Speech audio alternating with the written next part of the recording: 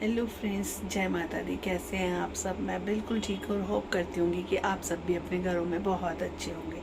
अभी सुबह के बज रहे हैं यहाँ पर 6:30।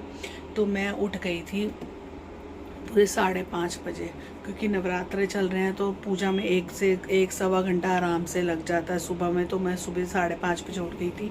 पूजा पाठ में सब कर चुकी हुई हूँ। अब मैं उठाऊंगी सक्षम को स्कूल भेजने के लिए, क्योंकि आज वो बहुत दिनों बाद स्कूल जा रहा है। कम से कम 10 से 12 दिन बाद वो स्कूल जा रहा है। तो उसको उठाती हूँ, रेडी वगैरह करूँगी, तब तक उसका ब्रेकफास्ट वगैरह बनाऊँगी। तो मैंने सोचा ब्लॉग की भी शुरुआत कर लेते हैं सुबह सुबह से ही। तो उठाती हूँ सक्षम को सबसे पहले।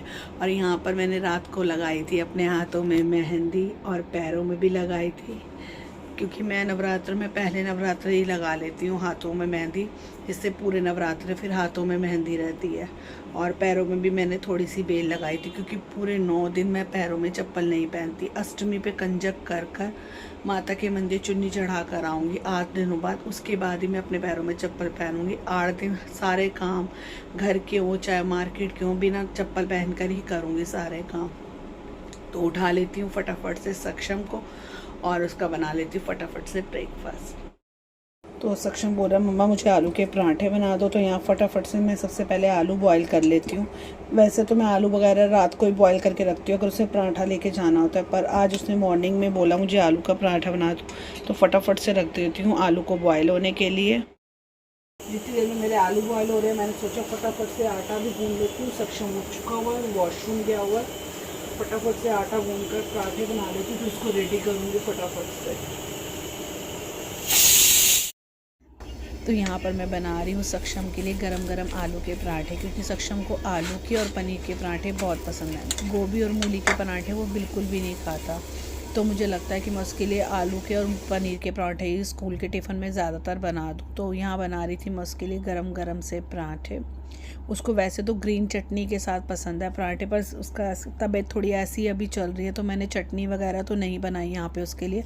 तो सिर्फ आलू के पराठे ही मैं उसके लंच बॉक्स में कर दूँगी पैक फटाफट से। तो यहाँ पर रेडी हो चुका हुआ है सक्षम स्कूल जाने के लिए, और आप सबको हेलो बोल रहा था यहाँ पर। आज सक्षम बहुत दिनों बाद स्कूल जा रहा है, तो मुझे भी बहुत अजीब लग रहा था। तो सक्षम चला गया है स्कूल। उसको उसके पापा ही छोड़ने जाते हैं, पापा ही लेने जाते हैं। हमने कोई कन्वेंस नहीं लगा रखी। तो हस्बैंड गए हैं सक्षम को स्कूल छोड़ने। उसको स्कूल छोड़ने भेजने के बाद मैं आ गई हूँ किचन में। यहाँ मैं बना रही हूँ अपने लिए 1 कप चाय, क्योंकि सुबह 5:30 बजे की उठी हुई हूँ। तो अब लग रहा है कि 1 कप चाय पी लूँ और उसके बाद फिर घर के रूटीन में लगूंगी फटाफट से। तो पहले पी लेती हूँ 1 कप चाय। यहाँ ले आई हूँ मैं अपनी चाय। आप सोच रहे होगे कि कटोरी में चाय, क्योंकि कांच के कप वगैरह में तो चाय पीनी नहीं होती। नवरात्रों में कांच के कप में मैं चाय नहीं पीती व्रत रख कर। तो स्टील के गिलास में मुझसे पी नहीं जाती, क्योंकि उसमें चाय जल्दी ठंडी नहीं हो पाती। तो मैं अपनी चाय ले आई हूँ कटोरी में। अब सुकून से बैठकर पीऊँगी पहले चाय, क्योंकि पूरे दिन में 2 कप ही चाय पीऊँगी और खाना खाऊँगी रात को। तो एक सुकून की चाय हो जाएगी आराम से। थोड़ा चाय वगैरह पी लूँगी तो थोड़ी एनर्जी भी आ जाएगी। तो चाय पी के फटाफट से लगूंगी बाकी के घर के काम। तो यहाँ लग गई थी चाय वाय पीने के बाद मैं रूम को समेटने। तो सबसे पहले मैं यहाँ पर ब्लैंकेट वगैरह तय कर रही थी, क्योंकि बेड पे ब्लैंकेट वगैरह बिखरे हुए थे। सुबह में टाइम नहीं मिलता कि ये तय वाय कर पाऊँ। तो सक्षम को भेजने के बाद चाय वाय पीने के बाद मैंने सबसे पहले तय करें यहाँ पे दोनों ब्लैंकेट वगैरह। उसके बाद यहाँ पर मैं चेंज कर दूँगी बेडशीट, क्योंकि मैं डेली में ही बेडशीट चेंज करती हूँ। तो यहाँ पर मैं बेडशीट भी अपनी चेंज कर दूँगी।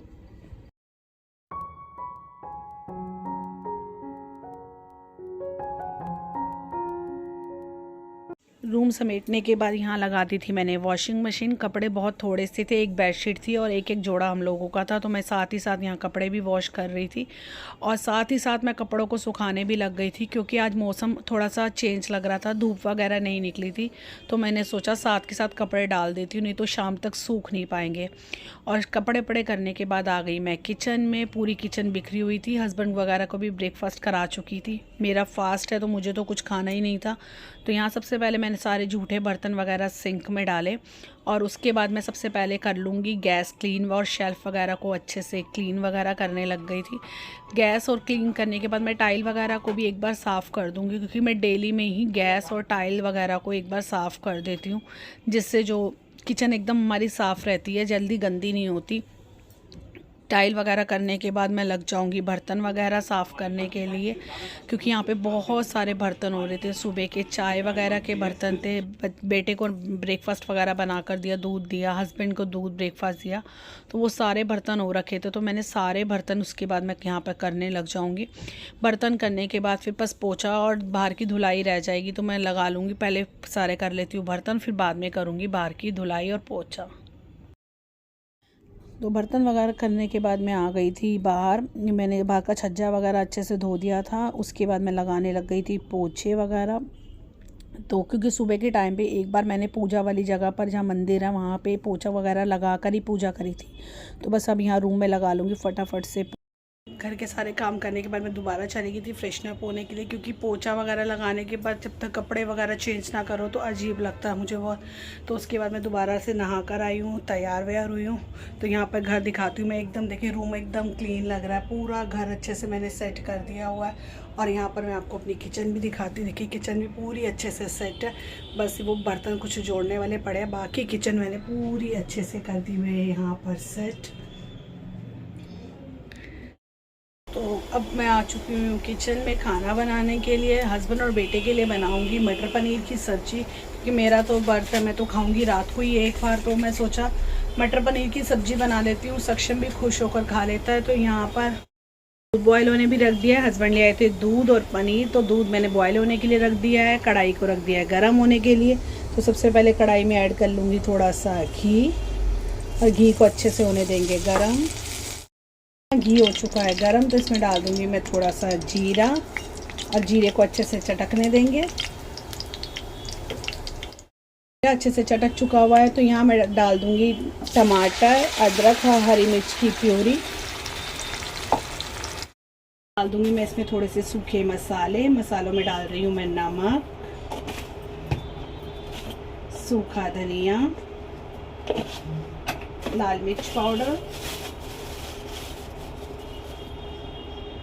थोड़ा सा हल्दी पाउडर। बहुत सिंपल तरीके से मैं बनाऊंगी, क्योंकि बर्थ में ज़्यादा ताम झाम तो करना नहीं होता। तो एकदम सिंपल तरीके से बनाऊंगी मैं मटर पनीर, और अच्छे से तब तक पका लूँगी इसको जब तक मसाला अच्छे से घी ना छोड़ दे।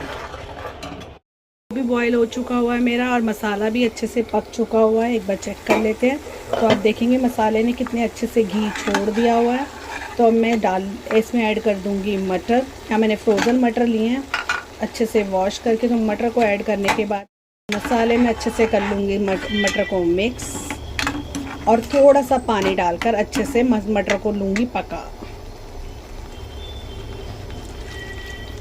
जितनी ग्रेवी चाहिए उतना आप पानी ले लीजिए इसमें, और अच्छे से मिक्स कर अब मैं इसको ढककर पका लूँगी। मुझे बहुत ज़्यादा ग्रेवी वाले मटर पनीर नहीं बनाने, तो मैंने बहुत ज़्यादा पानी नहीं लिया है, और इसको ढककर छोड़ दूँगी 3 से 4 मिनट के लिए। मटर को पकते हुए 2 से 3 मिनट हो चुके हुए हैं। मटर हमारे अच्छे से पक चुके हुए हैं यहाँ पर। अब मैं इसमें ऐड कर दूँगी पनीर, जिसको मैंने छोटे क्यूब्स में कट कर लिया हुआ है। और पनीर डालने के बाद भी मैं 1 से 2 मिनट तक अच्छे से पका लूँगी सब्जी को। और तो यहाँ पर पनीर डालकर भी मैंने सब्जी को 2 मिनट के लिए और अच्छे से पका लिया हुआ है। और अब मैं इसमें डाल दूँगी थोड़ा सा बारीक कटा हुआ धनिया।